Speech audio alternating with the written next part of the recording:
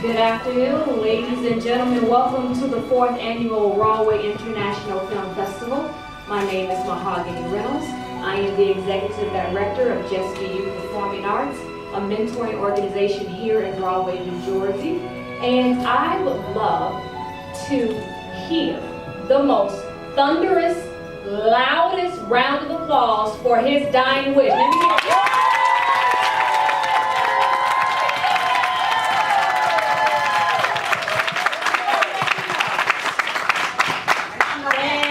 Fantastic. I bow to the cast. I bow to the writer. I bow to the producers. I bow to the director. Yes. And to the people who are friends and family who showed up this afternoon. Thank you so very much.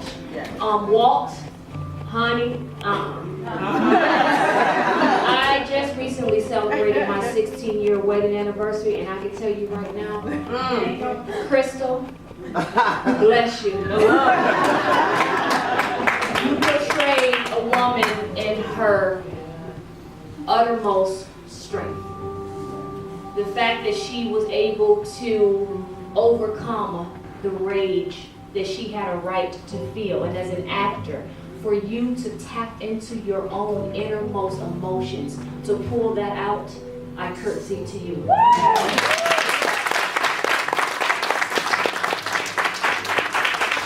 now I would like to invite Drica Armstrong. Please join us. And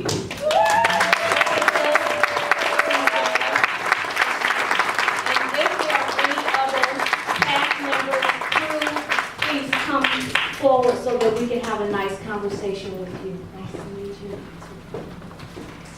Nice to meet you. Wonderful. Oh, you're the one with all the secrets.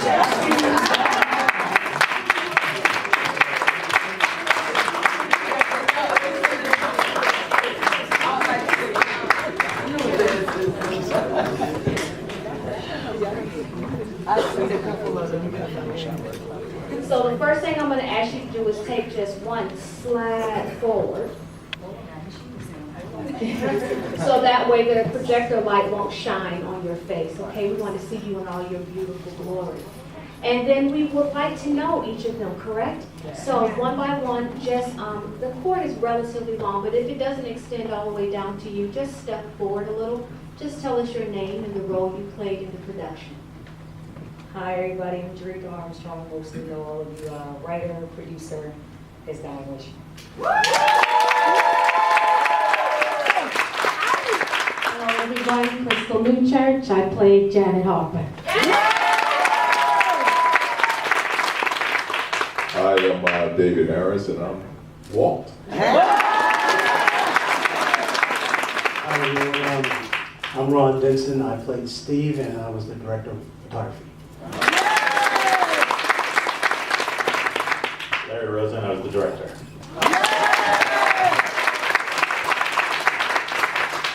You're in for a special treat. Usually I get very caught up in my Q&A sessions. I get very intense. And then I start hearing, seeing these waving hands from Gina or Stacy, who direct and run this fabulous festival. They're saying, Mahogany, time to wrap it up. And I'm like, no, I got one more question.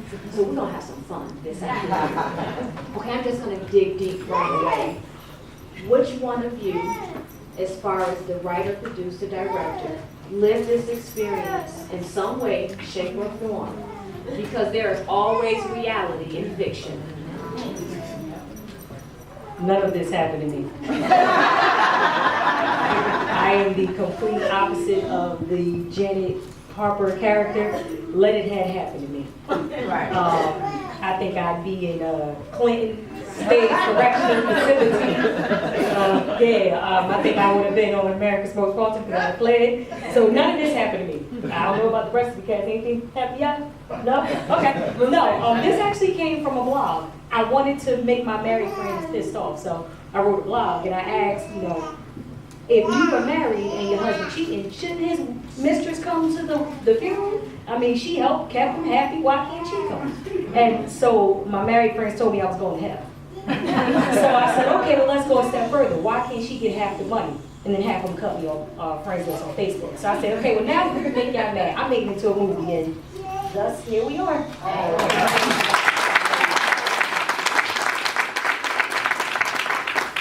so that being said, then, when we dig into the hurt, the betrayal, that actually started with the wife, right?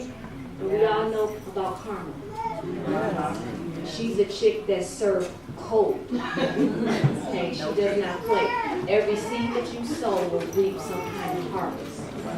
So, unfortunately, it really did start with your character, but we had no idea. Did she conceal that very well? How did you do that? Tell us about your process, your character development process. How did you connect with this character? Janet was a very controlled type of woman. She kept herself intact the entire time. Crystal's like that, you know, very controlled, very set in my ways, very focused.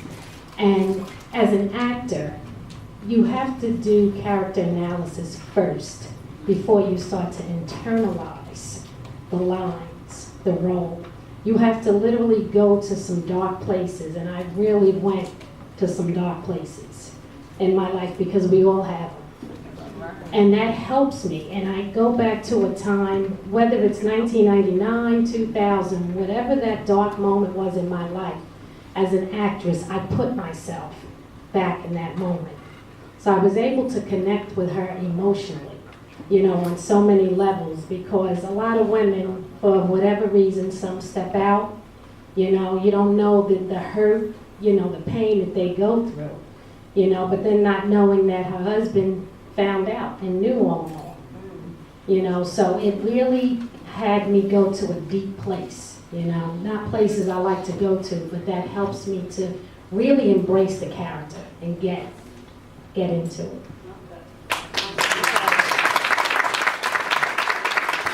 Now, this is a double question for the writer and for the character. I'm sorry, tell me your name again. David.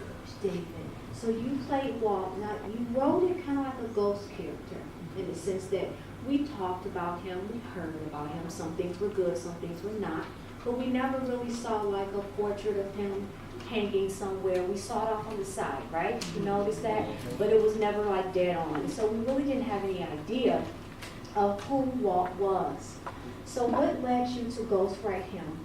And then for you, how did you develop your character even though you weren't there the entire time? And your voiceover and that letter, beautiful, beautiful. Well, for Walt's character, it's easier when you do a film that if you have the person who is responsible for the pain, it's easy for the audience to gravitate towards that person and blame them and shun them down and stone all that to them. But taking Walt out of it relieved him of all of that he had done for him itself. Now you got these women, you know, you got Janet's character, she's blaming Walt, she's blaming Megan. Megan is blaming Janet, but nobody's really focusing their blame on where it should have been, which was Walt. It's like some people, some did, right? But Hannah, the next door neighbor, she was hitting it on the head every time. Right. Even though, you know, Megan knew he was married, it wasn't her responsibility to know he was married or even to comply. That man who gave that ring to you took those vows with you, stood before God with you. It's his responsibility to respect your marriage, not another mistress or another woman. Because women will be women. I mean, hey ladies, let's just be real about it. We will be women, and if there's a man that we see and we like him enough, we know he's married, is you happy? Right. We ain't gonna care. We ain't gonna care. And it's kind of like if our husbands don't stop and say, well, hey, I'm married, I can't do this, then why should another woman respect your union when your own husband don't respect you? Right. So I took Walt out to let them fight it out. Good cat fight though. I totally agree with everything that Drica just said. But the flip side of that, and I'm not kind of trying to judge males or females, but he was betrayed by his wife. Okay? He was betrayed not only by his wife, by his best friend. Okay? So you have to understand. You have to understand. You have to understand. You have to understand that ladies, you know, we're going to beat Walt down to the ground, but he ain't on alone. Okay, he's not on alone. He loved his wife for 26 years. 26 years. But that one night out with his friend drinking, and he found that his best friend was sleeping with his wife. Put yourself in that place, ladies. Okay? Okay? No one is innocent here. He who without sin cast the first stone. Okay? So wait in here. Now she asked about where you never really see Walt, he's a ghostwriter. Those of you that remember or saw an old, wonderful, incredible movie called A Raisin in the Sun. Okay, Walter Younger, you never saw him. But the spirit, what Lorraine Hansberry wrote, the spirit of Walt was constantly in that house with his wife, his children, and grandchildren. He never, ever left. Never. His spirit was right there. So was Walt. So was Walt, okay? There's a story. I'm done.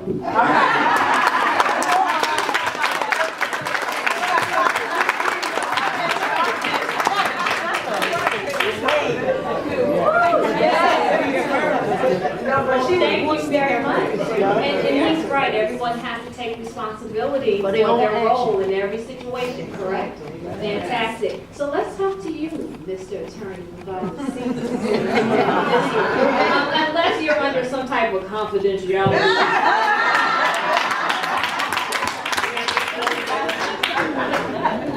What did you draw from in your own personal life, or maybe a story that you heard about through a friend or family member that helped you develop your character?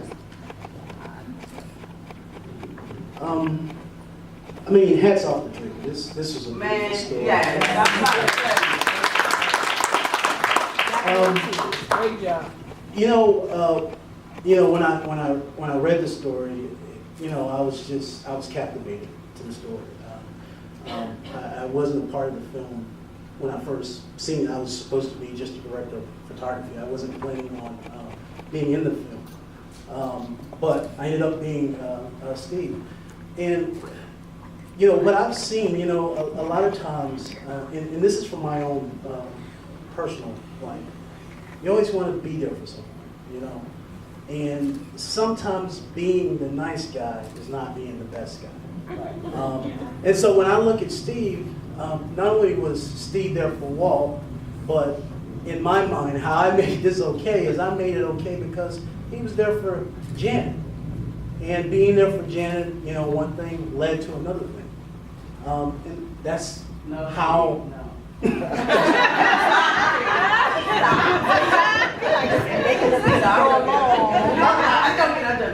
I love both of them.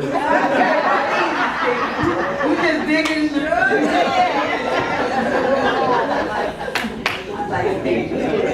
Thank you so much. Larry, director.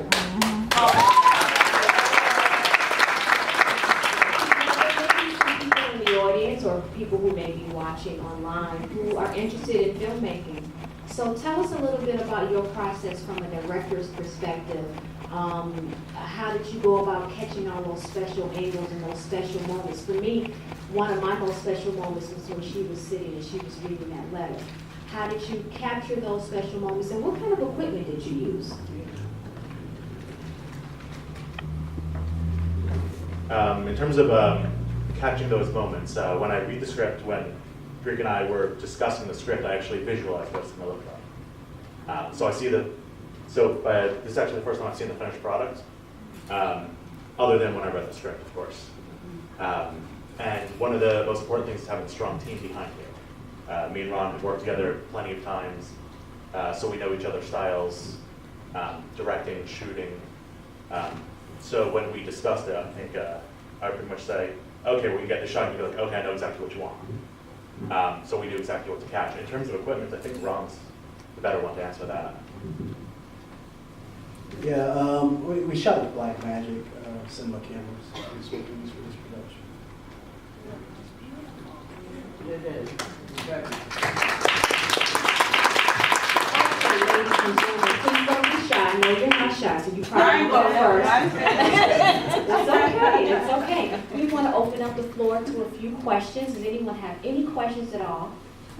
Wonderful. Stand up and say your name. Thank you. Thank you. My name is Jay Scott.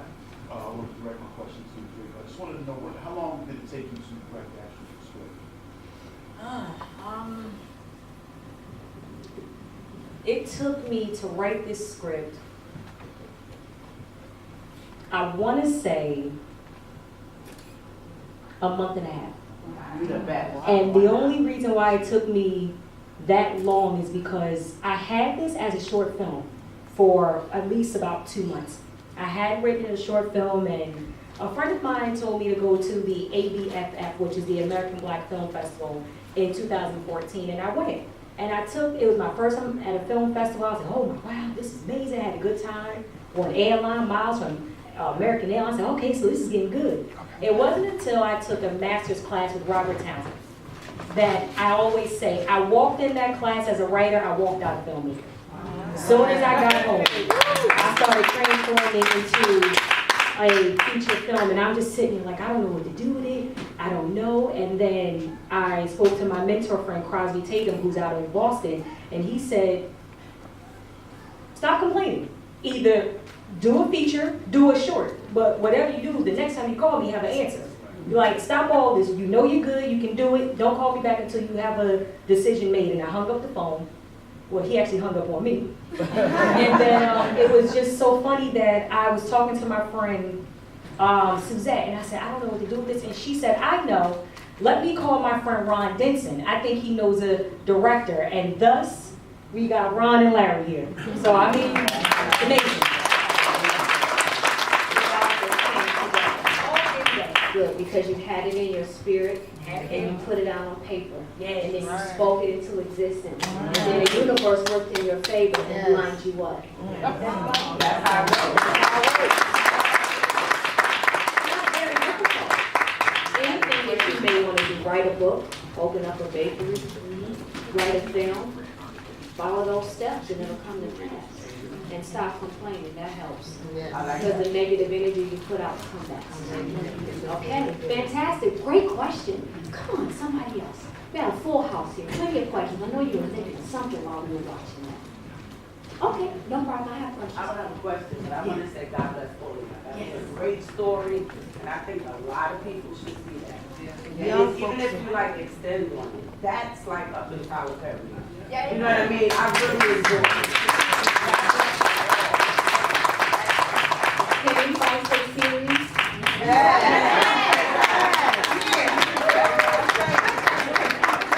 Serious. I'm You have not a playing. 3-year-old. How's that gonna work? How that's gonna work? How's Yeah. that gonna work? How's Right that now, you got more relationship work gonna to do. continue? You ain't done yet. That's beautiful. Get your pen. I'm sorry. For those that know me, know when I put up a finger like this, it means church Time finger. out. That means stop. That's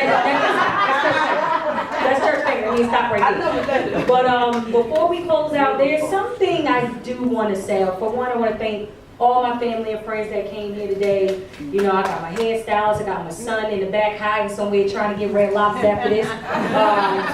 You know, I got my godmother, my aunts, my uncles, I got my best friend from childhood, got church members, family members, got my extended Jersey City family, Roselle, my mama. You know, I got everybody here, and I got my cast and, you know, crew, and I just want to say there's one person in here missing. I'm not going to say his name because every time I do, I start crying. But there's one person here missing. Sad to say he's not here. He passed away some years ago. So I'm just saying to my dad, I know you're in here in the spirit somewhere, you know, but wish you were here.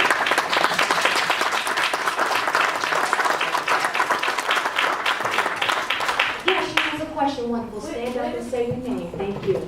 My name is Stephanie, and I would like to know where does the film go from here?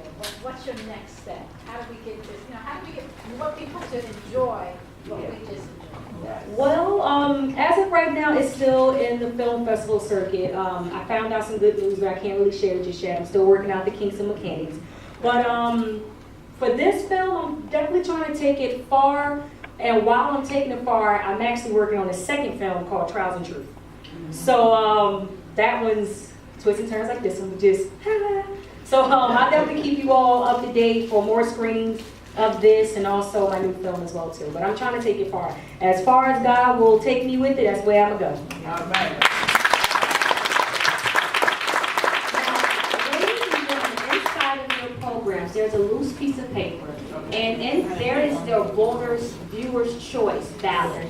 So you should definitely text, if this is the film that you want to receive an award at tonight's ceremony, you should text that before you leave, because the voting session closes at the end of this moderation session. So take out your phones and start texting that in. I also want to remind you that tonight at 8 o'clock at Patriots, which is a lounge only about, I'd say about 3 blocks away from here, there's a wonderful award ceremony party, lots of food, lots of drinks, lots of fun, and hopefully lots of winning.